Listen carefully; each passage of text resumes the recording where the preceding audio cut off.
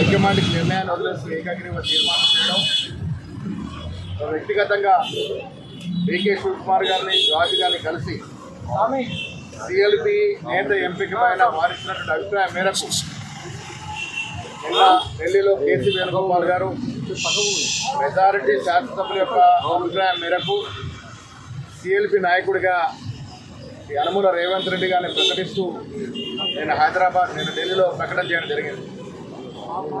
ఆ ప్రకటన ధర్మిలా మేము ప్రభుత్వాన్ని ఏర్పాటు చేస్తామని మొన్ననే గవర్నర్ చెప్పడం, ఇవాళ మేము 64 మంది శాసనసభ్యులు సంతకాలతో కూడిన జాబితాను, అదేవిధంగా రేపు మధ్యాహ్నం 1:04 ముఖ్యమంత్రి గారు రేవంత్ రెడ్డి గారు ప్రమాణ స్వీకారం చేస్తారు అనేటువంటి అధికారిక లేఖను ఆ 64 మంది శాసనసభ్యులు పెట్టిన సంతకాలు పెట్టిన జాబితాను జత చేసి ఇవాళ రాజ్భవన్లో ఇవ్వడం జరిగింది.